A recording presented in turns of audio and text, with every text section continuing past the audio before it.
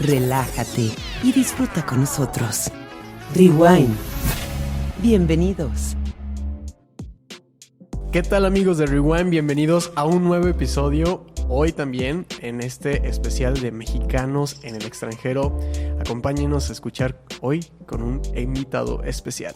Sí, tenemos una invitadazo. La verdad es que estos capítulos de Mexicanos sin Fronteras, mexicanos rompiéndole en el mundo del vino, que es lo que nos gusta y nos interesa mucho a nosotros, ha sido bien interesante porque nos hemos encontrado con grandes personajes y grandes historias de vida. Y hoy tenemos una que a nosotros como sommeliers o como amantes del vino y que hemos estudiado algo de sommelería, nos apasiona todavía más. Claro, porque habíamos tenido en su mayoría enólogos o gente de campo.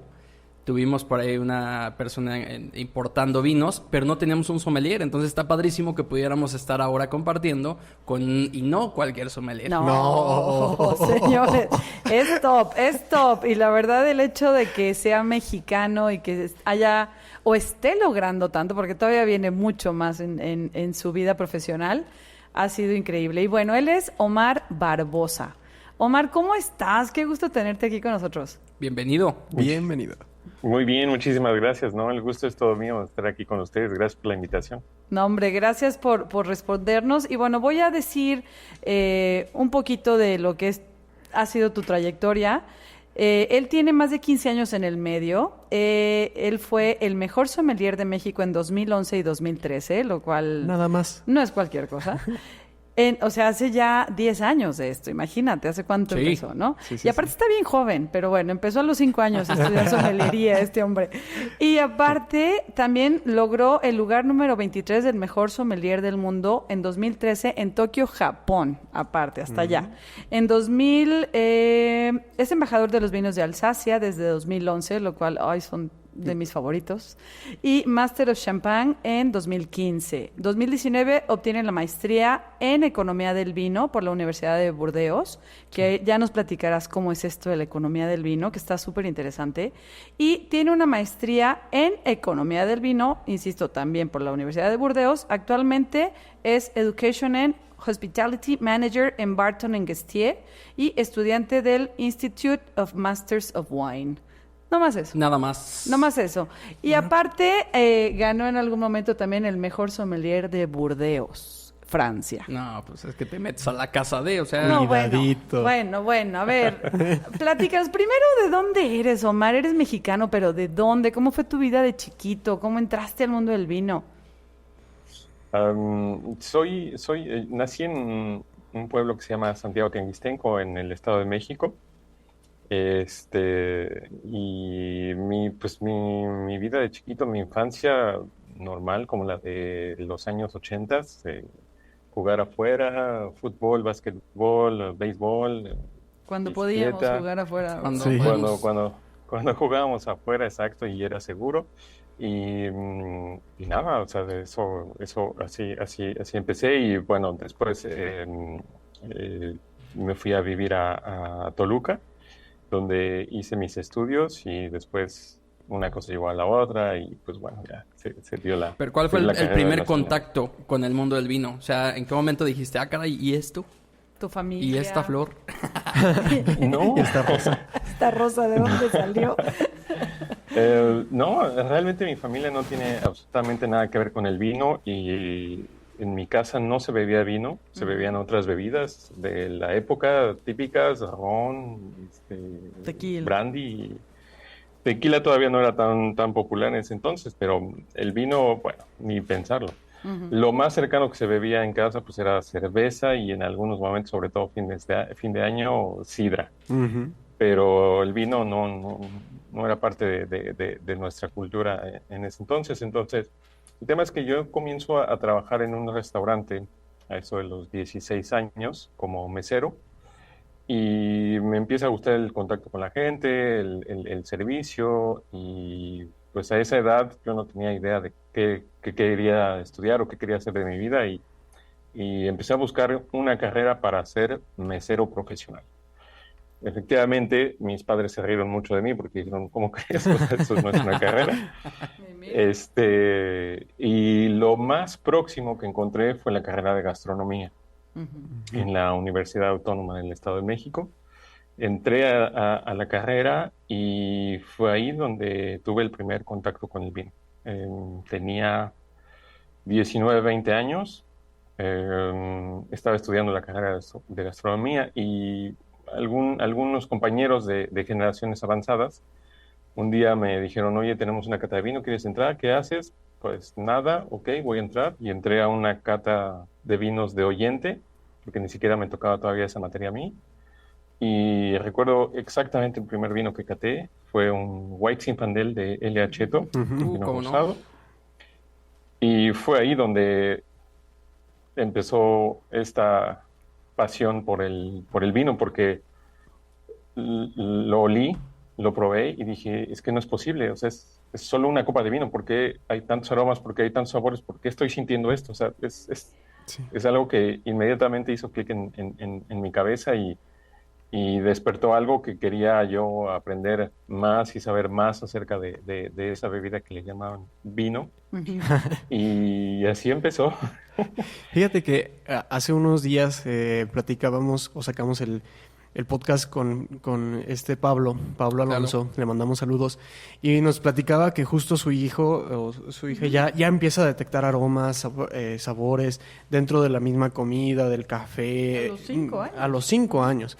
Entonces, por lo que me platicas, quizá esta experiencia de detectar aromas en la copa de vino fue hasta cierto punto tardía, pero ya desde antes, ¿tú tenías alguna, o recuerdas, facilidad para detectar justo estos aromas, las notas que no solamente hay en el vino, sino en todo, ¿no? En las hierbas, en las plantas, en la misma comida que todos los días ingerimos. ¿Cuál fue esa experiencia contigo? No, era muy malo identificando aromas, sabores. Oh my God. Como todos como todos. Todos tenemos esperanza en este mundo. Exacto, no, o sea, no recuerdo haber sido alguien que le gustara, que tuviera un paladar refinado, ¿sabes? Cuando era antes de este primer contacto con el vino. Lo que sí me ayudó muchísimo fue la carrera de gastronomía y tuve varios maestros, chefs, que nos hacían pruebas a ciegas. ¿A qué se refería eso en ese entonces? Hacían, por ejemplo, nos vendaban los ojos y nos daban a oler especias. Y teníamos que identificar la especia, por ejemplo, ¿no? O nos daban a sentir la textura de polvo. Podría ser harina de almendra, podría ser azúcar glass. Entonces, esto de alguna manera despertaba tus sentidos. Entonces, eso creo que me ayudó muchísimo. Y efectivamente, o sea, la carrera de gastronomía me ayudó muchísimo en despegar, sobre todo en la carrera del vino, porque cuando estaba haciendo la carrera, terminé mi carrera de gastronomía y empecé a trabajar en un restaurante muy famoso, por cierto, con un chef también de mucho renombre y que seguramente lo conocen, Pablo Salas. Trabajé con él, yo era el subchef de su restaurante en ese entonces, trabajé alrededor de 3 años. Y el tema del vino siempre fue como parte y decidí entonces profundizarme. Entonces, mientras trabajaba en el restaurante, mis días libres me iba a la Ciudad de México a estudiar el diplomado en vinos. Y creo que el tema de estar trabajando en el restaurante con alimentos, el probar todo el tiempo lo que está uno preparando en la cocina, me ayudó muchísimo a identificar los aromas en el vino. Pero eso fue durante mi carrera y después posteriormente con la experiencia que tuve en el restaurante. Entonces, fue bastante tardío, fue después. Pero se me hace padrísimo la forma en la que cuentas, porque uno, me hizo mucho clic cuando dijiste que empezaste con un White Zinfandel de la Cheto. Con un White... Entonces, todos creeríamos que el mejor sommelier de México va a empezar con vinos de alta gama muy complejos, ¿no? Y claro que no. O sea, es una gran forma de entrada y eso se me hace padrísimo. Por otro lado... Es que es la mejor forma de empezar. Todo el mundo hace menos estos vinos económicos, claro, digámoslo así, o de cajón, o que son muy básicos. O dulces. Y es la mejor forma, o dulcitos, como decimos, pero es la mejor forma de que la gente entre al vino y de ahí obviamente suba, ¿no? Luego despreciamos mucho este tipo de vinos y no, o sea, es la mejor entrada, ¿no? La mejor forma de entrar a un mundo. Para ver, muchas de las cosas que, por ejemplo, a mí me pasa que me preguntan mucho, o cuando les digo a alguien, ¿te gusta el vino? Es que no sé. Y yo, ¿pero por qué con otras bebidas no decimos eso? O sea, exacto, estamos abiertos a probar y a consumir. No sé si a ti te pase, Omar, o sea, en este desarrollo que hemos tenido todos, digo, cuando yo estudiaba el diplomado, me acuerdo que pasó 1 mes y medio y yo estuve a punto de decirle, ¿saben qué? Pues muy bonito todo, pero no, pues no tengo, o sea, yo no encuentro eso que dicen ustedes y todo, y ya después te vas dando cuenta que es mucha educación, ¿no? En la nariz. O pasa de que justo esta misma desarrollo, me acuerdo mucho de mi novia que le digo, ¿qué aromas encuentras? Huele a vino. Sí, claro. O sea, es que el vino tiene una expresión muy, muy amplia. No es como cualquier otra bebida de que te compras un refresco y sabes a qué va a oler, a qué vas a ver ese refresco, a qué vas a ver esa bebida. Pero un vino es único cada uno. Esa es la maravilla de esta bebida. Exactamente. Tú, Omar, ¿cómo pudieras describir este desarrollo, ¿no? Este crecimiento y o sea, cómo se llega de una persona que estaba interesada en ser el mejor mesero del mundo a ser el mejor sommelier, ¿no? Un pasito nomás arriba. Ajá. Pasote. No, fíjate que Edgar, que tienes mucha razón en el sentido, a mí me pasó lo mismo, incluso con toda la experiencia que tenía allí en la gastronomía y todo. Cuando empecé a estudiar el diplomado, era lo mismo para mí. Digo, a ti te tomó 1 mes y medio, a mí me tomó como 3 meses para identificar aromas realmente del vino. Y creo que la respuesta, cómo se llega a eso, es práctica. Práctica. Hay un libro que dice que te vuelves experto en algún dominio después de practicar o juntar 10,000 horas de experiencia. Y creo que el dicho está bien dicho, la práctica es el maestro. Entonces, a mí me encantó el tema del vino y aprovechaba todo momento para probar vinos, para tratar de identificar los vinos y sobre todo lo que dice también Daniel, o sea, sí es único, pero cada vino tiene sus particularidades y su expresión única, y entonces eso lo hace todavía aún más extensible, porque lo que me ayudó también a mí es decir, probaba, yo me convertí fácilmente en el sommelier de 2 copas. ¿Qué quiere decir esto? Que siempre tengo 2 copas en la mano para comparar. ¿Por qué este vino tiene estos aromas y por qué el otro tiene otros aromas? Y entonces, de esta manera comparas, porque probar, por ejemplo, vamos a hablar de variedades de uva, ¿no? Un Chardonnay, y puedes describir el Chardonnay cuando quieras, de la parte de nariz y paladar, etc. Y pruebas el Chardonnay y listo. Y después pruebas un Sauvignon Blanc o al contrario. Y tiene diferentes aromas. Ok, sí, pero cuando comparas ambos, es entonces cuando haces clic, el Sauvignon Blanc tiene más acidez que el Chardonnay, el Chardonnay tiene más redondez que el Sauvignon Blanc. Entonces esto te da un parámetro de comparación y esto te da también las herramientas para entender cómo cada vino se va a comportar de manera diferente, organolépticamente hablando, ¿no? Entonces es eso, practicar y sobre todo tomárselo en serio. Para mí, empecé a leer mucho, empecé a comprarme, estamos hablando de 2008, 2009, y el Internet, aunque ya estaba desarrollándose, no había todavía tanta información afuera. Entonces, en ese entonces todavía me tocó comprar libros de vino, y si quería saber algo de Burdeos tenía que buscar en el libro del vino y leer lo que había en la parte de Burdeos, y aún así te faltaba otra información, entonces tenías que buscar otro libro que tuviera una información diferente a esa que ya tenías. Entonces, la combinación entre probar y leer creo que es fundamental para este oficio. Es que lo llevas de la teoría a la práctica, ¿no? Definitivamente.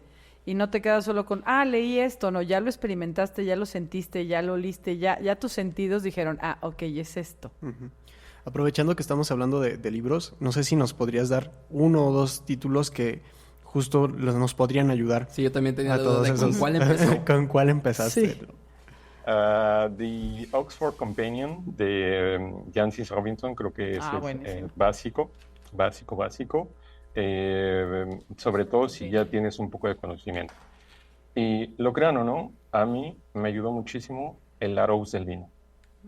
Ese fue el primer libro que yo me compré porque quería aprender de eso. Y dije, bueno, pues a ver, aquí está el Larousse y lo encontrabas en todas las librerías. Y pues bueno, lo agarré. Y honestamente la información que manejan, de repente luego despreciamos un poco este tipo de editoriales, pero la verdad es que la información es certeza, hay una certeza en la información y sobre todo que está muy bien digerida si vas empezando. Exacto. Si ya tienes a lo mejor algún diplomado o estudios en el tema del vino, a lo mejor el Larousse ya va a estar un poco limitado en la información, pero si hoy decidiste estudiar del vino y no sabes absolutamente nada, eso te va a ayudar, sobre todo porque te explica muy bien las regiones principales con las principales del mundo, te explica muy bien la degustación, la cata del vino, te explica muy bien el tema de maridaje, servicio, entonces de manera básica es uno también de mis favoritos. Ya de ahí te pasas al Wine Folly. Ándale. No, ya muchos más. Oye, Omar, y a ver, entonces ya empiezas en este mundo, ya obviamente brincas de un vino al otro en complejidad, en todo esto, ¿no? Sigues trabajando en el restaurante, pero ¿en qué momento dices, me voy a lanzar a competir? ¿Cómo es? Estuvo chistoso porque trabajando con Pablo Salas, yo ya había terminado el diplomado en vinos y de repente los meseros me venían a buscar a la cocina y me decían, oye, tengo un cliente ahí que me está preguntando por un vino, ¿qué le recomiendo? Y pues yo me sabía de memoria la carta de vinos del restaurante, entonces le decía, no, pues recomiéndale esta, recomiéndale el otro. Y en algún momento me empezaron a decir, oye, ¿por qué no sales a recomendar? Y le dije, pues sí, claro, ¿no? Y entonces con mi uniforme de chef salí al salón comedor a recomendar vinos, ¿no? Y a servirlos y todo.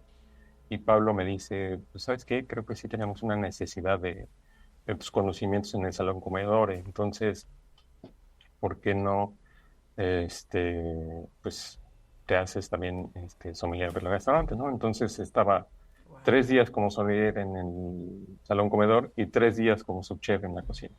Wow. Así era mi semana en el restaurante. La importancia que el chef te dio, ¿no? Sí. Cosa que ahí es padrísimo cómo se va haciendo esta como equipo, ¿no? Entre el chef, entre el sommelier, entre el sous chef y todo, cosa que te da las oportunidades luego, ¿no? La cosa es que las agarras. Acá Omar las agarró. Pero claro. Qué padre, ¿no? Cómo se dan estas coincidencias en la vida. Alguien decía que el éxito es la combinación entre la oportunidad y la preparación. Ahí están las dos juntas. Hay que estar preparados para cuando aparezca. Para cuando llegue la oportunidad. Y esto es crear la cultura. Así como tu caso, yo creo que es lo que ha estado pasando en México. No sé qué tantas noticias tienes de por acá, pero pues cómo ha subido el tema de interés, el tema de consumo, el tema de cultura del vino, ¿no? Y creo que así como casos como el tuyo, esperemos que haya mucho más. Sí. Y luego, bueno, te quedas como el sommelier de piso. Perdón, te interrumpí. Síguenos Sí, no, por contando. supuesto. Creo que eso es fundamental y sobre todo, retomando lo que dice Daniel, es que pues a veces no sabes qué es una oportunidad y lo más importante es tomar la decisión. Entonces, mi decisión fue decirle a Pablo, pues es perfecto, sí, seguro, o sea, quiero seguir en esto y pues estaba mitad en el salón comedor y mitad en la cocina. Y un día platicando con mis padres me dicen, bueno, pero ¿tú qué eres? A ver, ¿eres chef o eres sommelier? Y les digo, pues soy los dos. Y dice, sí, pero, o sea, ¿eres la mitad y la mitad? ¿O qué? Y me empezaron sobre todo a cuestionar sobre mi futuro, ¿no? Entonces, también me despertó esa parte de decir, bueno, sí, o sea, al final del día tengo que decidir, ¿no? Porque no puedo ser la mitad de mi tiempo chef y la mitad de mi tiempo sommelier. Entonces, ambos oficios y ambas carreras me apasionan y me gustan mucho. Entonces, igual, o sea, debo de tomar una decisión. Hablo con Pablo y le digo, o sea, es que, pues quiero tratar suerte en el tema del vino y pues quiero ser el sommelier del restaurante a tiempo completo y Pablo me apoyó muchísimo en ese sentido, me dijo, por supuesto que sí, sobre todo que ya tenemos esa necesidad y la gente está cada vez más preguntando por el tema del vino y necesitamos una persona que recomiende nuestro vino, entonces por supuesto. Sin embargo, después el hermano de Pablo regresa de los Estados Unidos y también es sommelier. Y pues bueno, ahí ya como que yo quedé un poco, no encontraba mi lugar, ¿sabes? Porque estaba Pablo en la cocina, su hermano como sommelier también en el salón comedor y entonces yo ya estaba como un poco, no sé para dónde crecer ya, y entonces decido mudarme a la Ciudad de México porque me di cuenta que ahí pues ahí pasaban las cosas, ¿no? Y en Toluca al final del día, aunque es una ciudad grande, pues el tema del vino en Toluca en ese entonces era muy, muy, muy poco. No había mucha cultura y decido irme a la Ciudad de México. Afortunadamente conocí a grandes sommeliers que me apoyaron mucho, que me recibieron muy, muy, muy bien. Por mencionar algunos, y perdonen los que no mencione, pero Marcos Flores me ayudó muchísimo, Georgina Estrada me ayudó muchísimo, Darío Gallardo me ayudó muchísimo. Ellos me apoyaron muchísimo cuando yo llegué a la Ciudad de México, porque pues llegué prácticamente sin conocer a nadie, sin saber dónde vivir, sin saber qué hacer, pero yo quería seguir adelante en este medio y es así que comienzo entonces a trabajar con ellos y, y sale pues la cosquilla de decir, bueno, pues porque cuando yo estudié ya la materia de enología, cuando estaba estudiando gastronomía, el sommelier que me daba la clase, Villicaña se llama, que le mando un saludo si me está escuchando, él fue tercer lugar en el concurso del mejor sommelier de México en 2007, creo, 2006. Y para mí yo lo veía como una eminencia. Dije, wow, tercer lugar, esto está increíble, ¿no? O sea, y lo contacté y le dije, oye, ¿cómo le hago para participar y todo? Y me dijo, pues contacta a la Asociación de Sommeliers Mexicanos, que son los que organizan el concurso y listo. O sea, y fue lo que hice. Entonces, estudié de entrada el diplomado con ellos y después decidí participar en el concurso. Eso fue en el 2011 y gané. ¿Cómo te preparas? ¿Cómo te preparaste para este primer concurso? Porque digo, yo creo que todos los concursos te ponen de nervios, pero el primero tiene su sí, importancia. Sí, tiene su gran importancia, ¿no? Sí, justo. No, la parte teórica la preparé yo por mi lado, es decir, leer mucho. Los concursos es mucho de memorización, entonces tienes que memorizar sobre todo regiones vitivinícolas, te vas a encontrar con preguntas donde te ponen, por ejemplo, una región vitivinícola y tú la tienes que asociar a un país en específico y no son regiones fáciles como Mendoza o Napa Valley, o sea, te van a poner regiones mucho más rebuscadas, entonces tienes que, sobre todo las difíciles son aquellas del país, de los países del este, de Europa, pero esa es la parte teórica. La parte práctica, nuevamente los sommeliers Gina y Marcos me ayudaron muchísimo a prepararme en ese sentido, a hacer escenarios de cómo de los escenarios que me voy a encontrar en los concursos. Recuerdo pasar mucho tiempo en casa de Gina y Gina me ponía, ok, bueno, somos 4 personas y tienes que decantar un vino y tienes 3 minutos y listo. Y me tomaba el tiempo y yo lo tenía que hacer y otra vez y otra vez. Y ahora vino espumoso, ok, somos 5 personas, queremos una copa de champán, tienes, no sé, 4 minutos para hacerlo y corre tiempo. Y entonces esa preparación como si fuera un escenario real me ayudó muchísimo. Y también catas a ciegas, muchísima cata ciega, muchísima cata de identificación. Me ponían 3 vinos, tienes 15 minutos para describirlos verbalmente e identificar su origen. Y entonces, pum, tenía que catarlos y decirlo, ¿no? Entonces, también con la identificación de bebidas destiladas. Recuerdo que me ponían 10 copas y tienes 2 minutos para identificar los 10 destilados, y nada más era de olerlo y no tienes más tiempo, o sea, tienes 15 segundos casi por bebida, entonces lo hueles, lo pruebas y tienes que decirlo, ¿no? Entonces eso me ayudó muchísimo y al final del día yo creo que es la disciplina. La disciplina es qué es lo qué prefiero hacer, lo que quiero ahorita o lo que más deseo a futuro, ¿no? Y para mí era, quiero participar en eso, quiero ver cómo sean las cosas, pues me voy a enfocar, ¿no? Y el estudio de la teoría, en todos lados estudiaba, en todos lados leía. Si iba en el transporte público, iba leyendo mi acordeón, estudiando las regiones de Burdeos, estudiando los Grand Cru de Borgoña, estudiando las denominaciones de origen controlada de Italia y en todo momento. O sea, y no solamente para eso, ¿no? Sino también para estudiar para el concurso del mejor sommelier del mundo y para el último concurso del mejor sommelier de Burdeos. O sea, mi esposa se los puede decir, o sea, hasta en el baño tengo pegados mapas. Flashcards. Sí, flashcards, si tú quieres, pero yo soy más de tema visual, entonces yo necesito ver los mapas para entenderlo y ubicarlos bien, de norte a sur, de este a oeste, y saber en qué estoy. Entonces, es un tema de disciplina, ¿no? Oye, ¿y cómo lidias con los nervios? Porque como a todos en los exámenes, que te lo sabes re bien y a la hora de llegar se te olvida todo, ¿no? Sí, fíjate que pues con todos los concursos que ya he hecho, me he dado cuenta que todos los participantes y todos los candidatos llegamos con un nivel pues más o menos similar, ¿sabes? Entonces, si no, no estaríamos ahí. Y me he dado cuenta que el que gana es el que comete menos errores.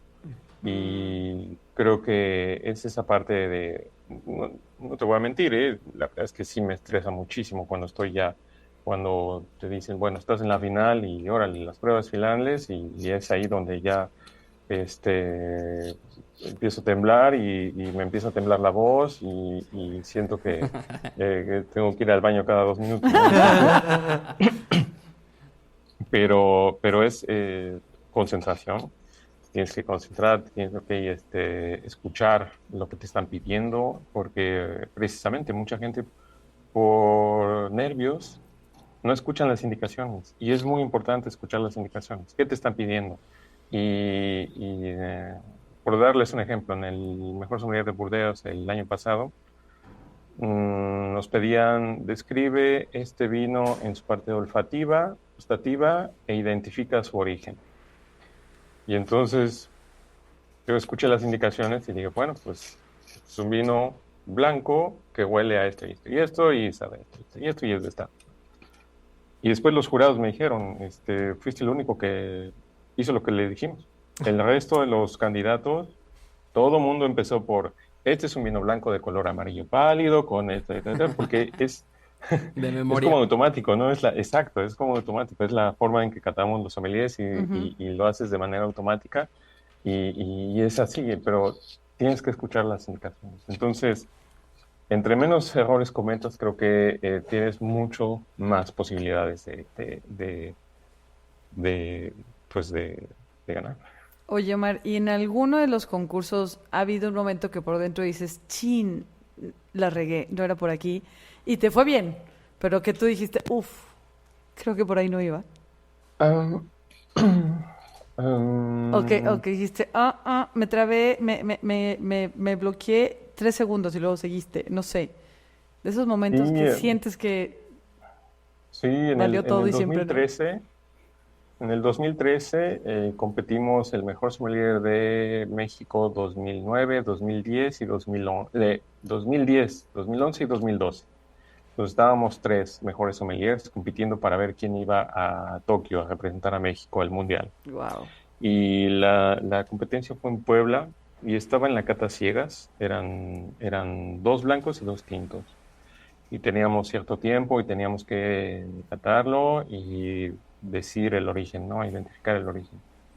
Y entonces estaba catando el blanco y para mí era más que evidente que era un Chardonnay que venía de Borgoña porque tenía mucha estructura, complejidad y sobre todo redondez y materia en el paladar. Y después me pasé a los tintos y empecé a catar los tintos, etcétera, etcétera. Pero en mi cabeza estaba como que, ay, este Chardonnay no estoy seguro, y me desconcentré un poco.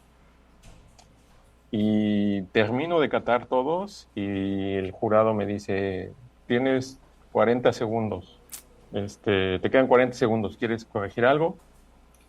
Y me regreso al blanco, lo vuelvo a oler, lo vuelvo a probar y les digo, corrijo, este no es un Chardonnay de Borgoña, este es un Chardonnay de Chile, del Valle Central, por esta cosecha y esto.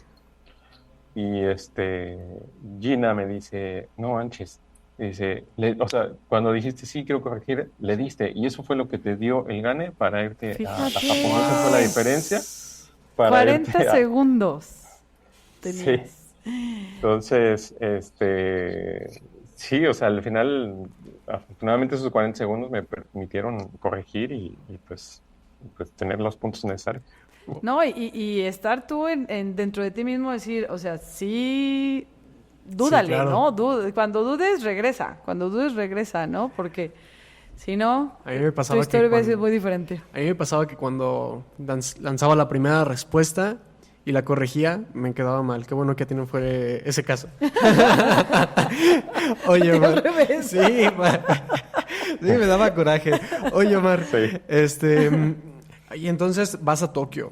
Uh-huh. México, si bien tiene muchos años haciendo vino y es una bebida mexicana porque lo ha acompañado desde pues que fue descubierto América y las primeras vidas, etcétera, uh-huh. No tiene tanto renombre como bien lo tiene Francia, bien lo tiene Italia, España, etcétera, ¿no? Chile, Argentina, incluso un poquito más que México. Llegas allá y eres el mexicano que representa a los sommeliers de nuestra nación. ¿Cuál fue el papel que desempeñas ahí? ¿En qué lugar ves que estamos como país enológico, verdad? En el mundo del vino. En el mundo del vino. Pues primero que nada fue un orgullo representar a México en una competencia internacional y es como las Olimpiadas pero del vino, ¿no? Sí, claro. Es como estar ahí pues y representar a México. Nada que ver. Esto. Entonces, estando en Tokio, pues de entrada no te la crees porque estás entre los mejores sommeliers del mundo, gente que lleva 20, 30 años en el medio, gente que tiene una experiencia en el mundo del vino grandísima y gente con la que de repente empiezas a platicar y te das cuenta pues que pues para ellos es muy normal en una noche abrir botellas como Petrus, Romanée Conti o Opus One y que tú pues nada más de repente los lees de vez en cuando en los libros, ¿no? Sí. Y tú te dices, wow, o sea, por supuesto que creo que en ese sentido el nivel que tiene México, no sé cómo están las cosas ahorita todavía. Igual, está muy limitado. Ya llevo un rato fuera, pero ya en ese entonces era muy, muy limitado, ¿no? Entonces, la experiencia de esos sommeliers que llevan ya años haciendo este tipo de cosas, pues nos llevan muchísimo, muchísimo. Pero vuelvo a lo mismo, al final del día es quién comete menos errores, ¿no? A lo mejor tú podrás abrir todas las noches una botella de Petrus Romanée Conti, pero si el día de la competencia hiciste algo que no deberías de hacer, uh-huh. Pues lo siento mucho, ¿no? Entonces, afortunadamente me fue bien. A mi esposa le encanta decir que soy el mexicano que más lejos ha llegado en el concurso mundial. Sí, pues claro, tiene razón. Al número 23 de 60 candidatos. Perfecto. La mejor mitad, digamos. Ajá, sí. Y cómo están las cosas ahorita, sí, efectivamente falta mucho por hacer, falta mucho por trabajar, sobre todo que ahora viviendo en Francia te das cuenta que pues el sommelier es como cualquier otro oficio en este país, es como es tan normal que seas sommelier como es tan normal que seas enfermero o que seas carpintero o que seas médico. Es simplemente un oficio, es una carrera más y listo, ¿no? Entonces yo me di cuenta viviendo en México que te vuelves sommelier y tienes un poco de éxito y de repente te vuelves una celebridad perdón, pero la fama ¿Cierto? te bloquea mucho y al final del día es un oficio, simplemente es servir a la gente. Pero por lo mismo te exiges más, ¿no, Omar? Yo creo.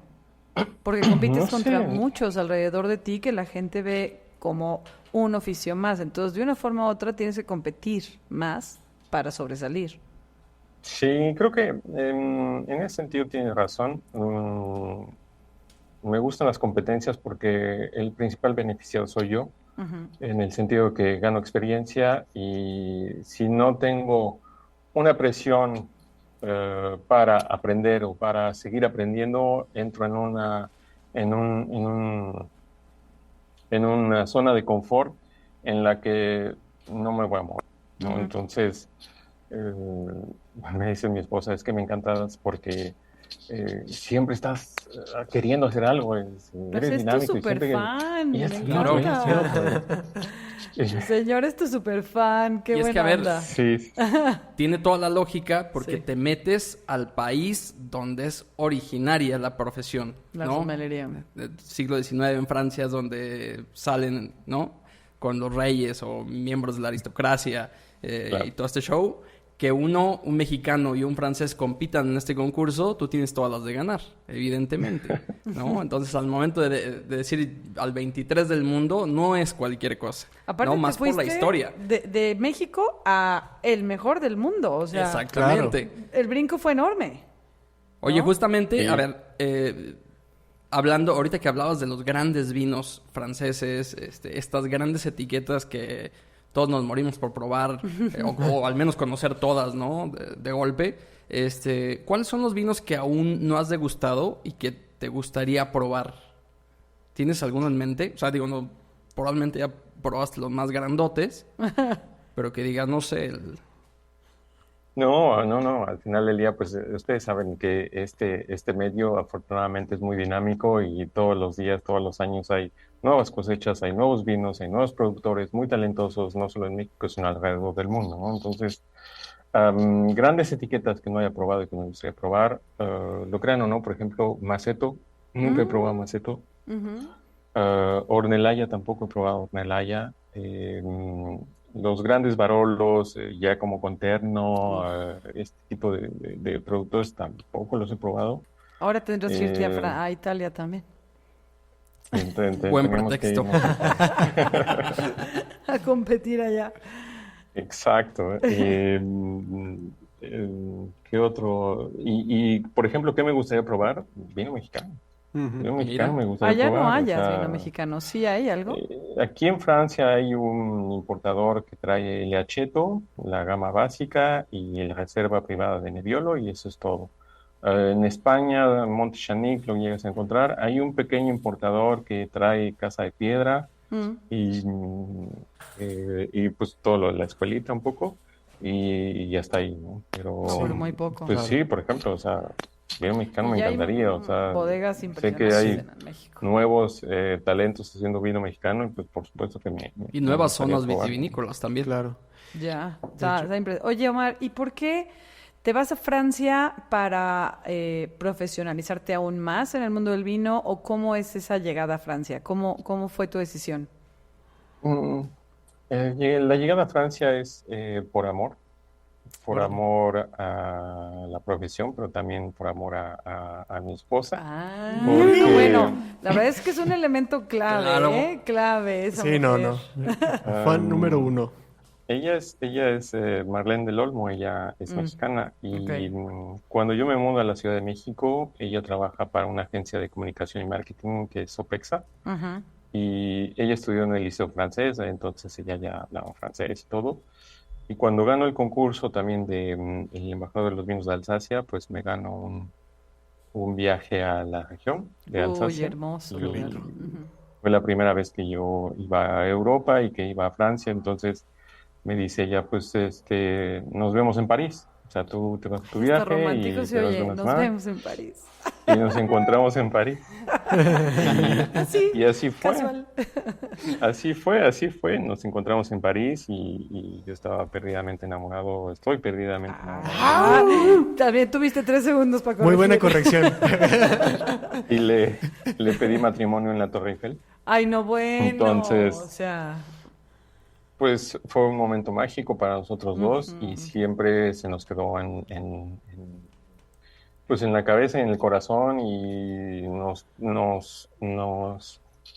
pues nos prometimos, si ustedes quieren, hacer algo en Francia, ya sea una maestría o algo, un trabajo, no sé, algo, ¿no? Entonces regresamos a México y siempre se nos quedó esa cosquilla por hacer algo en Francia.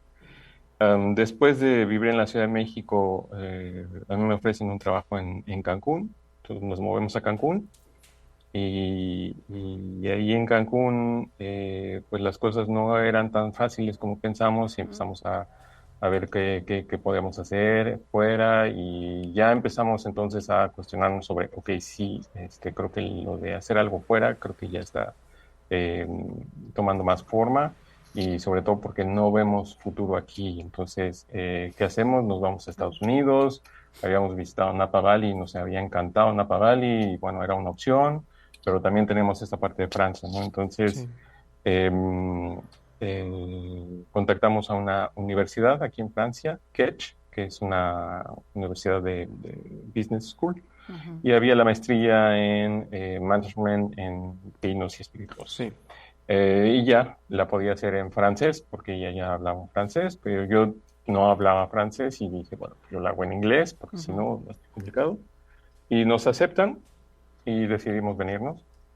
Y eso fue en el 2016. 2016. Pero para esto, cuando llegamos, nos dicen, bueno, todavía tenemos lugar en la maestría en francés, pero en inglés ya no hay lugar. No. Sí. Y todos, ¿y luego? Entonces... ¿Y ya con todo allá?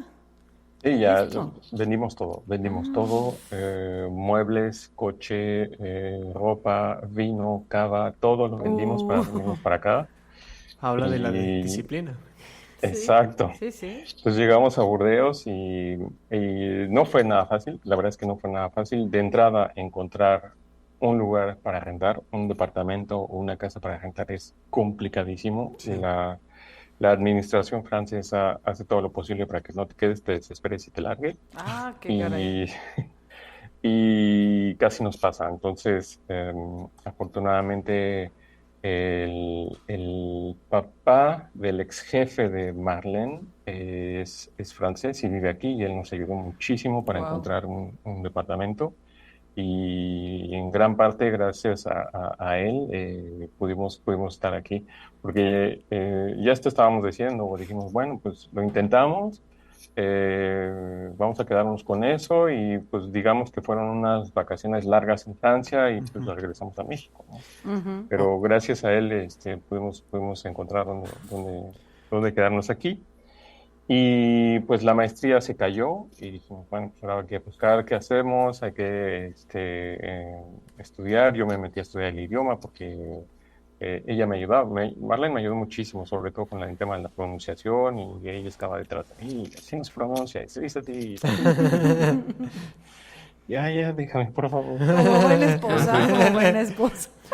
Omar casi... Pero perdón. volvemos a lo mismo, es disciplina, ¿no? Y hoy en día le agradezco muchísimo. Entonces encontramos una maestría en la Universidad de Burdeos sobre economía del vino y ahí ya la hicimos los dos en francés. Entonces yo me tuve que apurar con el francés y así fue. Y empezamos ahí. Y nos gustó mucho, pero nos quedamos un poco decepcionados con el contenido. Ya. No. Muchas de las cosas ya las sabíamos nosotros estando en México y otras de las cosas, de repente los catedráticos sí se notaba que de repente era como que alguien que encontraron de rápido y pues ahora le da a la clase. Pero bueno, Al final del día nos ayudó, nos gustó mucho, nos permitió hacer prácticas en lugares muy, muy importantes. Por ejemplo, mi esposa hizo prácticas en el Museo del Vino, se llama el Sí, vi que estuviste en el Cité Dubán, ¿no? Bueno, yo también? estuve ahí trabajando en el restaurante, mi esposa hizo prácticas y después trabajó en el museo como tal. Yo trabajé en el restaurante que es independiente del museo y ella trabajó en el museo también como sommelier y ella se encargaba de hacer pues toda la parte de cartas, degustaciones, talleres. La verdad es que su trabajo estaba súper chido. Muy padre. Y, Está padre.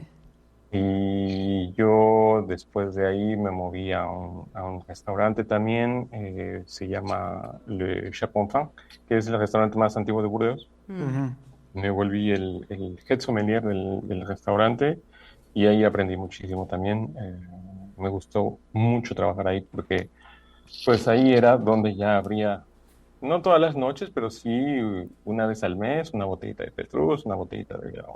Mira. Casual. De los grandes Un vinos, ¿no? Latour, Y ahí un sí- Lafite, un Obrión, ¿qué tanto? No, ahí sí ya me permitió precisamente Cheval Blanc, probar todas de repente. estas joyitas que en algún momento leía, ¿no? De esos vinos y algunos de esos vinos que yo leía hace 15, 20 años, pues ahora las tenía por copeo. ¿Qué tal? So simple. Oye, Omar, casi llevas 10 años fuera de México y creo que, bueno, casi siempre cuando alguien regresa aquí a México, por ejemplo, Mari, nos dice, extrañamos mucho la comida mexicana, mucho la comida mexicana. Entonces, pensando en hacer un maridaje y que tienes las raíces de la gastronomía, si tú pudieras hacer un maridaje entre un vino francés o un vino mexicano con una comida mexicana o francesa, ¿cuál sería? Que pudiera representar un poco de lo que ha sido tu historia, tu recorrido y de lo que son bien al final tus gustos también junto con tu esposa, imagino. Híjole, Daniel, creo que necesito pensar mucho.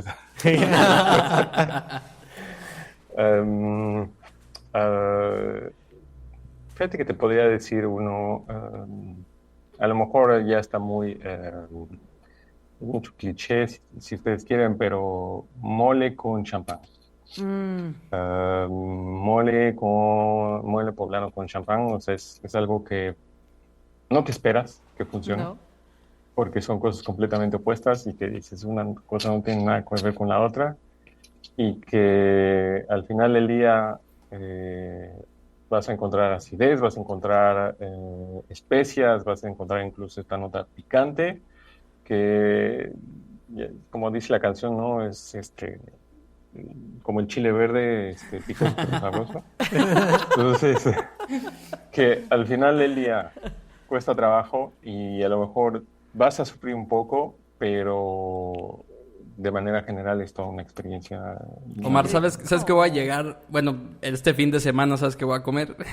Mole Ya, champán. o sea, mole champán, Ay, claro. qué elegante, No, partner. pues tenemos que probar eso. O sea, ya me dejaste la espinita ahí de probar. Oye, Omar, en este camino de preparación constante, porque sabemos que el mundo de la sommelería o el mundo del vino como tal es inacabable. O sea, no nos lo vamos a acabar porque Jamás. se sigue haciendo nuevas propuestas de vino. El mundo del vino está cambiando todo el tiempo. ¿Te gustaría llegar a ser Master Wine Sommelier? Digo, dicen que hay más presidentes que Master Wines. Sí, aquí hay dos cosas, ¿no? Está el Master of Wine y está el Master Sommelier. El Master Sommelier tiene como que más renombre en los Estados Unidos y tiene que ver mucho con el tema del servicio. El Master of Wine es un poco más holístico, es decir, mucho más general. Y eso me gustó mucho, por eso precisamente estoy tratando de llegar a obtener el título. De entrada, Master of Wine en el mundo hay 420 y tantos. La tasa de éxito de los estudiantes de Master of Wine es 10%. Sí. Y no hay ninguno mexicano, ¿no? Hay una sola Master of Wine de América Latina, que es Argentina, y es todo en América Latina. Entonces, me gustó mucho este tema porque ahora donde estoy trabajando en Barton y Guestier, estoy viendo cosas que no veía yo siendo sommelier, ¿no? O sea, lo que me gusta mucho es que platico mucho con los enólogos, platico mucho con con la gente de marketing, con la gente de ventas, con la gente de exportaciones. Entonces, me estoy dando cuenta de todo un mundo que hay alrededor del vino que yo no había tenido la oportunidad de ver ni de experimentar, ¿no? Entonces, eso me gustó muchísimo, y cuando veo el programa del Master of Wine, que es precisamente eso, es aprender y saber sobre vinificación, sobre vitivinicultura, pero también sobre cómo manejas el vino una vez que está hecho. También te hacen preguntas sobre negocio del vino, te ponen en casos prácticos si eres un export manager, cómo haces para exportar tantas cantidades de cierto vino a cierto país o a cierto mercado, etcétera, etcétera. Y eso creo que es mucho más compatible con lo que estoy haciendo ahora laboralmente que el Master Sommelier. Entonces, me gustaría hacerlo. También hay una parte de catas ciegas. Y lo interesante aquí es que es una forma diferente también de la cata. O sea, estoy acostumbrado a una cata como un sommelier, es vista, olfato, gusto, y después identifica el vino. Y bueno, aquí forma parte de eso, pero tienes que justificar, y eso me gusta muchísimo, y estoy aprendiendo muchísimo sobre esto, porque te hacen preguntas como, ok, estos dos vinos, no los conoces, son a ciegas, son vinos espumosos, identifica el origen, variedades de uva, y tiene cierto porcentaje. Y después te dicen, ok, ahora háblanos de métodos de vinificación. Wow. Y ahora háblanos de dónde se vendería este vino. Y no es como, pues encuentro notas terciarias, entonces es método tradicional. Y listo, no, o sea, tienes que justificar tu respuesta. ¿Por qué es método tradicional? ¿Por qué? Porque encuentro notas terciarias como brioche, como pan tostado, como levaduras, etcétera, etcétera. Entonces esto me lleva a pensar a un envejecimiento sobre el prolongado. Por eso es método tradicional. Y entonces toda esta justificación también me gusta muchísimo, y creo que es una forma de leer el vino que no había experimentado, y que también me está apasionando muchísimo, ¿no? Entonces, es bien interesante, y por supuesto que me gustaría llegar a hacerlo. También me gustaría participar en el Mejor Sommelier de Francia. Sí, desafortunadamente no puedo aún. Porque no es francés. No soy francés. Pequeño detalle. Pequeño detalle. Y puedes participar aún, aunque no seas francés, pero tienes que justificar que vives al menos 10 o 12 años en Francia. Entonces todavía no llego a eso. Todavía te faltan. Me gustaría experimentar, me gustaría ver cómo es el concurso. Ahora es en francés, y eso también, una de las cosas que me costó trabajo fue precisamente eso, ¿no? Aprender el idioma. Aprender el idioma, y sobre todo que prácticamente estaba aprendiendo a catar el vino otra vez. Sí. Pero bueno, ahora es que todos los tecnicismos, todas las palabras diferentes. Es un léxico completamente diferente. Sí, y piensas en francés, ¿no? Ya no piensas en español. Cuando estaba en el restaurante, de repente me acuerdo mucho de una señora que me decía, quiero un vino corsé. Y yo, corsé, ¿qué es corsé? Y no sabía que era corsé, ¿no? Entonces, pues, le empecé a hacer preguntas para un poco saber qué es lo que quería, ¿no? Sí, ok, bueno, ¿alguna uva en particular? No, que sea corsé nada más. Sí. ¿Dónde ayudas, señora? Pero de alguna región en especial, alguna región que le guste mucho, y ya con eso yo hago el link. Sí. No, mira, de donde sea la variedad de uva, pero que sea corsé. Corsé nada más. Exacto, ¿no? Y ahí corsé, reserva, corsé. Tuve que regresar y preguntarle a mis compañeros qué significa corsé, porque me está pidiendo un vino corsé. Y me dijo, no, es un vino corpulento. Bueno, ya, ¿no? Entonces, como esa, tengo muchas. Wow. Es que ya son modismos, deja tu tecnicismos, modismos completamente, ¿no? Entonces...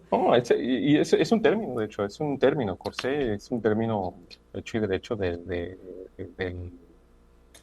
léxico del vino, pero efectivamente tuve que nuevamente aprender a catarlo, porque era una frustración que no tienen ni idea. O sea, yo quería hablar del vino, yo quería explicarles de dónde venía y esto y lo otro, y mi vocabulario tan limitado pues, me hacía frustrarme porque no podía expresarme, ¿no? Entonces, escuchaba podcasts de gente que probaba vino en francés y hacía notas de vinos en francés y leía fichas técnicas y nuevamente, o sea, es aprender. Vamos a hacer una sección aquí de Rewind en francés para que nos escuches más seguido. Escúchale, pues a ver quién la hace, porque ninguno de los tres hablamos francés. Te invitaremos, Omar. Seguro. Oye, Omar, y entonces, ¿qué sigue? O sea, ¿qué planes tienes? Aparte de lograr ser el mejor sommelier de Francia, pero ¿qué continúa? Pues el Master of Wine es uno de los objetivos que tengo ahorita en mente. El primer son mexicano. 3 años. Venga. Vamos. Hoy justo me llegó la noticia que ya hay 5 nuevos Masters of Wine. Justo. Una americana, una de Estados Unidos, sí. Pero de ahí en más todos de otros. Sí, ¿no? Hay mucho en el Reino Unido, digo, lógico, porque es la sede. Estados Unidos es el segundo país con más Master of Wine, y después está Australia y Nueva Zelanda. Wow. Al final del día, el tema del idioma hace que esta gente pues, tenga mucha más facilidad, porque todo se hace en inglés. Y después, Europa, hay mucho francés, hay mucho español, hay uno que otro italiano, y lo crean o no, en Asia hay bastantes también. Ah, claro. Entonces, ¿por qué no? Master of Wine mexicano, el primero, Claro. sería padre. Se está haciendo acá unos cursos. Bueno, Johan Valderrama nos está haciendo introductores, ¿no? Al Master of Wine. Están empezando, pero esperemos que eso vaya creciendo y vaya logrando que pueda ser ya el curso completo en español. Creo que Ojalá. sería bastante interesante, ¿no? No estoy seguro que sea el Master Wine, a lo mejor es el Master Sommelier, ¿no? Master Sommelier, lo checamos, Sí. pero sí, algo así está haciendo Johan. Ahorita mismo lo busco, pero sí, bueno, ya está abriendo puertas, ¿no? Tarde o temprano para especializarse Mira, en... yo creo que es momento en que sea Master Wine o sea Master Sommelier, yo creo que ya es momento de que haya un mexicano que tenga Sí. el título. Sí. Claro. Claro que sí. Digo, si yo no soy el primero, pues ni modo, pero creo que esto le daría un impulso a la industria de vitivinícola en México que necesita para ser reconocida ya Por a nivel supuesto. mundial y sobre todo para también darle credibilidad a la gente que se está preparando en este medio, ¿no? A todos los mexicanos que nos estamos preparando en este medio, ¿no? Entonces, ya hace falta eso, ya hace falta alguien que realmente obtenga este título. Y, por ejemplo, si Johan lo está haciendo y Es se Master vuelve Sommelier, el primer, tienes razón, Master Sommelier. el Master Sommelier, pues estaría increíble, ¿no? Pero también es Entonces, subir ya a niveles, ¿no? Sí, claro. Sí. Efectivamente. Omar, vamos. Y después, pues, está el mejor sommelier del mundo. Me gustaría Pues, estaría volver a participar una vez Claro, más. no, ya Vamos. tienes la experiencia de una forma u otra, ya lo viviste. Sí. Entonces, eso, me gustaría volver a participar y Ya hace volver más de 10 años, a ya estar ahí. tu experiencia es otra, ahora sí que conocimiento es otro, ya viviste en una región como lo es Francia o Burdeos, que por lo general, las poquitas veces que me ha tocado ver de que luego ponen los concursos así en línea o los ves repetición y eso, siempre ponen estos vinos, Sí. ¿no? Curiosamente, siempre ponen vinos de Francia, ¿no? Entonces, ya también tienes ese plus. Entonces, Claro. Sí. ojalá y sí te animas otra Ya vez a veremos. hacerlo. Oye, Omar, me da muchísimo gusto el poder, uno, que nos hayas abierto las puertas de tu casa, bueno, de tu micrófono, tu voz, para poder platicar de esto. Me quedo mucho, o mi conclusión fue que se cumplió tu sueño. A fin de cuentas, tú querías dedicarte al servicio y terminaste en eso, en el mejor oficio del mundo, ¿no? Y eso se me hizo padrísimo, ¿no? Porque una de las claves de un buen sommelier es que su enfoque tiene que estar en el servicio, y eso es lo que estás haciendo con todo el conocimiento, con toda la cultura, difundiendo también la cultura mexicana. Pues muchas felicidades, Omar, y muchas gracias. Muchísimas gracias, Edgar. Sí, tu pregunta, Edgar, que siempre haces de... Oye, a ver, Sí. eso lo hemos preguntado en todos los capítulos. El Sí, tema no se te de olvide.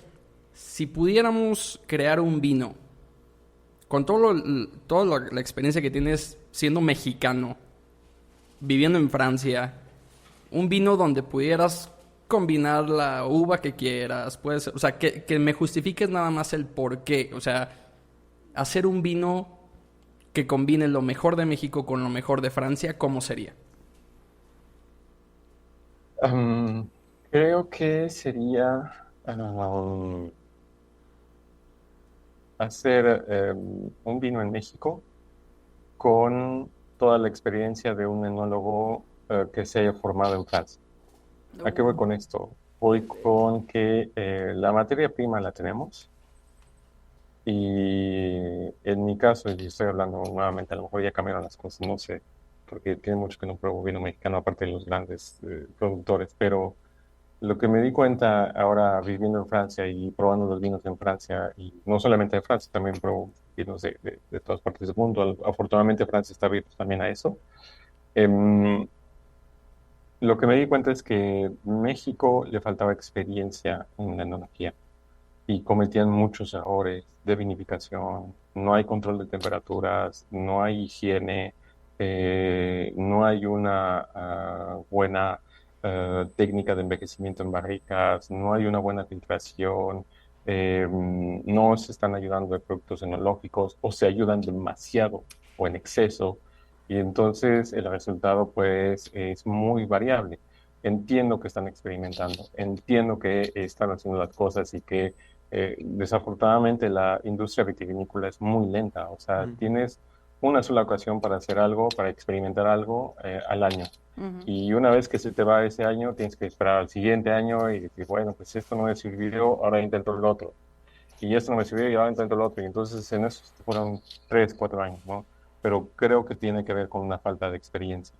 Con una buena materia prima como la que se tiene en México, con una muy buena experiencia de gente que se haya preparado en regiones vitivinícolas, en la que sea, una variedad de uva, puede ser Chardonnay, puede ser Sauvignon Blanc, o un tinto, Syrah, Cabernet, lo que quieras, vinos espumosos, lo que quieras, pero combinando eso, combinando materia prima con know-how de Francia, creo que pueden dar muy buenos resultados. Súper. Oh, ya ven. Un enólogo francés que se venga. ¿Qué tal? Ándale, sí, porque tenemos españoles, argentinos, chilenos. Oye, sí. Ajá. De todo. Digo, no.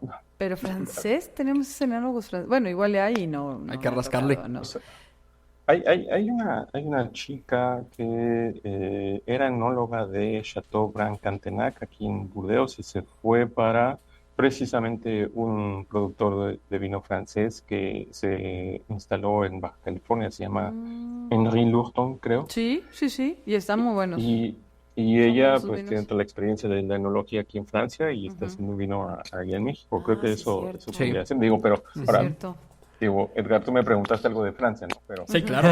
Si lo podemos expandir más, ahí va. puede ser algún enólogo de Italia, de España, incluso los ingleses ahora están haciendo cosas bien interesantes en vinos espumosos. Sí, en Inglaterra está cambiando y es lo que mucho, pasó, que están aprendiendo todo lo posible de los franceses, cómo hacen el champán, y están reproduciendo ellos ahí, y con muy buenos resultados. Oye, Omar, a ti, digo, ya casi acabando aquí las preguntas, pero en tu experiencia como sommelier ahora sí que en piso y todo, ¿has visto lo que dicen que está bajando el consumo del vino en Francia o en Europa como tal? Muchísimo, o que están prefiriendo vinos con menor cantidad de alcohol. Toda esta tendencia que se viene, ¿la notas tú en restaurante? Sí, por supuesto. Digo, yo ya no estoy en el restaurante. Ya no bueno, en piso, pues lo veías. En el restaurante, pero sigo el tema de las tendencias y todo, y es una realidad. O sea, la gente, creo que la nueva generación Z está tomando menos vino, está tomando menos vino, pero está tomando otras bebidas alcohólicas. O sea, no quiere decir que está tomando menos alcohol. Hay una generación en medio, los Y o los millennials, creo que es la misma, me corrigen si no. Sí. Hay una parte que está optando por una mejor alimentación y dentro de eso es menor cantidad de alcohol y por supuesto menos cantidad de vino. Hay otra tendencia que precisamente buscando este bienestar, una vida más saludable, está optando por vino sin alcohol o con poca cantidad de alcohol. Entonces sí es una realidad, te lo digo porque yo viendo las cifras, el consumo del vino a nivel mundial cada año está bajando. Para que se den una idea, Estados Unidos está bajo un 12%, Europa está bajo un 8%, Asia está bajo igual por ahí o entre un 15 y un 18%, o sea, es a nivel mundial, no solo en Europa, no solo en Estados Unidos, sino a nivel mundial el consumo del vino está bajando. Lo que es una realidad también es que la gente está tomando menos vino, pero también está tomando más caro. Está invirtiendo más por una botella de vino. Creo que es el tipo de gente que se dice, bueno, no voy a tomar toda la semana, pero el fin de semana me voy a tomar una buena botella, por ejemplo. Ajá, claro. Y entonces eso es interesante. Ahora, esto nos lleva a una crisis en la que las grandes regiones vitivinícolas, incluso Burdeos, está resintiendo, ¿no? O sea, por darles un ejemplo, nada más este año se arrancaron cerca de 10.000 hectáreas de viñedos aquí en Burdeos. ¿Por qué? Porque solo en Burdeos. Solo en Burdeos. Porque hay un sobrestock. La gente no está vendiendo el vino. La gente se está quedando con el vino y hay gente que está decidiendo arrancar sus viñedos para dedicarse a otro cultivo que sea más rentable. Porque también, o sea, algo hay que vivir, ¿no? La vitivinicultura es difícil. Es difícil, es cambio climático.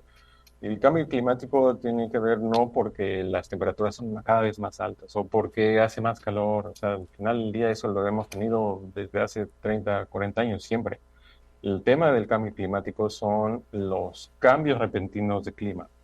Inundaciones, sequías, lluvias torrenciales que te llueven 200 mililitros en 4 horas cuando deberían de llover en 4 meses. O sea, eso son lo que tiene mayor impacto en la vitivinicultura, ¿no? Y entonces los viticultores se tienen que poner a pensar cómo mitigar estos impactos, qué hacer para que el impacto de estos fenómenos meteorológicos cada vez más recurrentes y aleatorios, porque un año puede ser perfecto, pero el siguiente año puede ser completamente catastrófico. Entonces, la gente tiene que empezar a pensar en ese sentido, ¿no? Entonces, sí estamos cruzando una crisis de consumo también en la vitivinicultura, pero al final del día creo que pues lo que se ve es que la gente va a empezar a arrancar viñedos. No es la primera vez que pasa. En los años 60, en los años 70 sucedió en Europa. No se hable con la crisis de la filoxera, bueno, también sucedió. O sea, sí. Y se repusieron, ¿no? Y se repusieron cada vez. Entonces, pues habrá que tomar ciertas medidas y ciertas diferentes formas de vender ahora, adaptarse ¿no? diferente. Ser resiliente, claro. Sí. exacto. ¿Cuál Exacto, vid? exacto. Ser resiliente. ¿Cuál vid? ¿Cuál vid? Como la vid. Oye, Omar, cuando estábamos platicando, ya esta es la última pregunta. Es justo, perdón, es que qué padre charla hemos tenido, la verdad. Me escribió hace unos días Jesús Alejandro, uno de nuestros seguidores, y él también estudia gastronomía, es fan del podcast y justo me decía que ya está buscando diplomados de sommeliers, que está empezando a leer, que justo está leyendo el Larousse del vino, por eso me acordé de él. Y me pedían unas recomendaciones de libros. Pues nada más para... ya se le contestó la pregunta, pero ¿qué dirías tú, Omar, a todos estos jóvenes que están estudiando gastronomía, que están ya incursionando y que quieren ser los mejores sommeliers del mundo o de México en algún momento, que sigan algún momento tus pasos? ¿Qué recomendaciones, qué tips que tú ya pasaste por ahí les podrías dar? Que no pasen por ahí. No, que no pasen. No, creo que la disciplina es una de las cosas que deben de mantener siempre. Voy a citar a Georgina Estrada, que siempre me decía, para ser un buen sommelier, son 3 cosas las que necesitas. La primera es probar mucho. Ojo, que no es lo mismo que beber. Algo estamos haciendo mal. catar mucho, leer mucho Claro. y viajar mucho. A lo mejor el viajar, si cuesta mucho dinero, puedes evitarlo, no pasa nada. Hoy en día sitios de internet te hacen llegar a donde tú quieras. Contactas una bodega y le dices, oye, quiero hablar con el melólogo, y vía Zoom puedes charlar con ellos. O sea, afortunadamente la tecnología ayuda para acercarte a estas regiones vitivinícolas, ¿no? Pero sí o sí tienes que leer y sí o sí tienes que catar. De todo el mundo y catar, y sí, y no solo algo, ¿no? Es tener esta curiosidad y esta hambre por saber, por conocer, por probar nuevas cosas. Lo que hacía yo, por ejemplo, cuando me preparaba y todo, y en serio, a lo mejor estábamos en un cóctel o en una reunión con los amigos, yo me tomaba 2 minutos, me iba a la cocina, probaba el vino como se debe de catar, de manera profesional. Okay, tiene este color, tiene su aroma, tiene sabor, okay, para que siempre tengas en la cabeza cómo se cata un vino y nunca se te olvide, porque después entras en una zona de confort y se te olvidan, pues, mencionar el tanino, mencionar la acidez, lo cual es muy importante si pretenden hacer este tipo de competencia, ¿no? Okay. Escuchar las indicaciones, fundamental. Escuchar lo que te piden, leer bien la pregunta. Aquella típica que decían que lee todas las preguntas y hasta el final de leer todas las preguntas contestas. Y la última pregunta decía, solo pon tu nombre. Sí. Y se le ha olvidado poner el nombre. Y todos habían empezado con la 1, con la 2, con la 3 y no había que contestar nada, era solo pon tu nombre, ¿no? Entonces, así pasa. Escucha y lee bien las instrucciones, ¿no? Son cosas básicas que de repente se nos pasan y que eso hace la diferencia. Pues se ha notado, Omar, contigo, con tu vida, con tu testimonio. Y digo, supongo has tenido muchísimos momentos de emoción, de gratificantes en todo este camino que has hecho, como también muchos momentos frustrantes y de mucha preocupación y angustia y estrés, pero ha valido la pena, ¿no? Gracias por este espacio, Diego. Sí. No, al contrario. Omar, es que Diego es nuestro Diego de controles. Pero gracias, Diego. Gracias, Diego, también. Gracias, Diego. Omar. Bien, gracias, Omar, también en verdad. Es muy, muy importante el tema de la gente que te rodea. La gente que te rodea tiene un impacto increíble sobre ti. Okay. Creo que tienes que buscar, si quieres, no solamente en el vino, en cualquier cosa, creo que tienes que buscar la gente adecuada, los buenos amigos, la familia que te apoye, creo que es fundamental. Y por supuesto yo le agradezco muchísimo a mi esposa, que ha estado siempre. Ella es ella cree más en mí que yo mismo, ¿no? O sea, cuando iba a participar en el concurso del mejor sommelier de Burdeos, le dije, oye, ¿cómo es? Está esto. Me dijo, ¿qué estás esperando? ¿Lo vas a ganar? Y yo, pero es que no hablo bien el idioma y no sé qué, pero si ya lo ganaste, o sea, yo ya te vi. ¿Y qué estás esperando? No, ya, o sea, ella tenía mucho más fe en mí que yo mismo. O sea, yo todavía tenía mis dudas y si participo y si no, y ella sabía y tenía definido que lo iba a lograr, y creo que eso también juega mucho la cuestión emocional. Y efectivamente, ¿no? Entonces, creo que eso también es fundamental para crecer, no solamente en el mundo del vino, sino en cualquier medio, en cualquier dominio. Ok, pues gracias de nuevo, felicidades, qué orgullo. Gracias, Omar, qué orgullo. Que como persona, pero como mexicano. Qué inspirador. Sí, nos inspires de esta forma. Muchas gracias, Omar. Gracias. Y pues bueno, seguiremos ahí pendientes de qué sigas haciendo. No tienes redes sociales como tal, que prefieres como tener en ese aspecto tu vida más tranquila, pero hay bastantes artículos que han escrito diferentes revistas de él y demás, por si quieren ahí metan Omar Barbosa Sommelier en Google y les van a salir varias entrevistas de él que ha contestado, y obviamente, bueno, este podcast ahí se queda para que lo sigan oyendo varias veces. Así es. Un abrazo. Efectivamente. Gracias a ustedes, Daniel y Mari. Gracias. Nos vemos en el siguiente episodio. A la porra mayor, Marlene, también un saludo para ella. Por favor. Muchas gracias. Bye, un beso. Chao. Bye. Gracias. Bye. Rewind ha llegado al final.